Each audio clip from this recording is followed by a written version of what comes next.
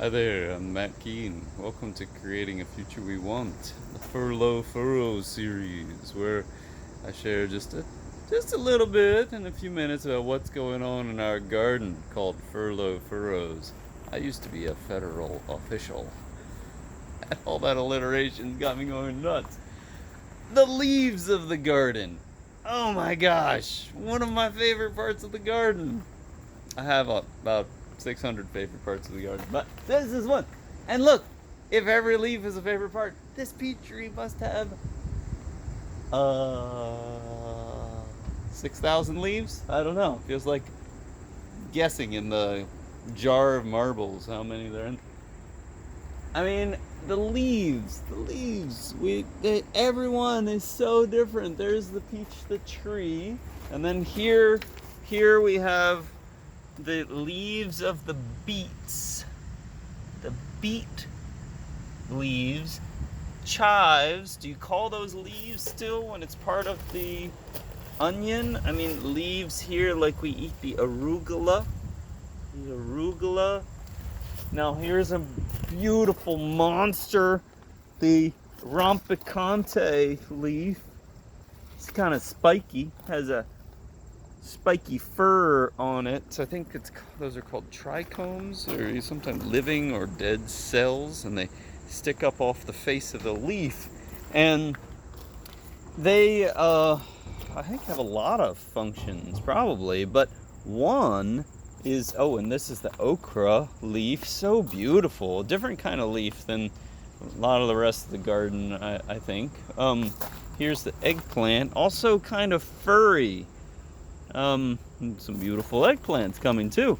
But those, the fur, or the hairs, the cells that sort of like hairs on the surface of the leaf, I'm not sure what they're called actually. But, they will slow desiccation. So if there's like a lot of wind blowing across the surface of the leaf, the plant will dry out faster. Well, on the surface of the leaf are also openings called stomata, I believe.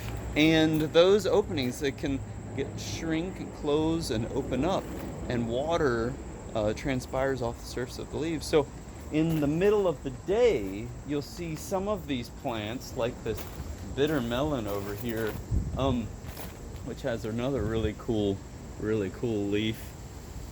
They'll wilt, and so the plant cells, which are kind of geometric looking, kind of straight edge, they'll become more flaccid, and the whole leaf will wilt. Windy day today. But then in the evening, they'll allow more water to fill up those cells, and they become turgid again and hard, and the leaves stick out straight like they are right now. Beautiful. These leaves of the beans. Oh my gosh, look how green those are. No, oh yeah, and the leaves, that was a long green bean, and then we have the leaf here of the Pima lima from the southwest near Phoenix, from the Pima people. Here is a lemon tree, leaves kind of waxy and thick. Oh, the leaves of a basil. Aren't those beautiful? Some anthocyanin in those leaves, giving them the purple color. Here's another okra, a jing okra, I believe is what this is. It's red pigments, carotene. But leaves, I was thinking about the transfer of energy, and these leaves collecting all this sun that's in my eyes, and not collecting enough because it's still annoying, and the sun creating this penumbra on the ground, the dappled light on the forest floor. Also a very interesting feature of something that leaves cause, but that light that doesn't hit the floor observed by the leaves, and that transfer of energy from the sun, where it all starts, to the plants. And then, gosh, just to think over these millions and billions of years, creating all these other sources of energy and fossil fuels that we have made a lot of use of over the last century. And the many other ways we organize this energy.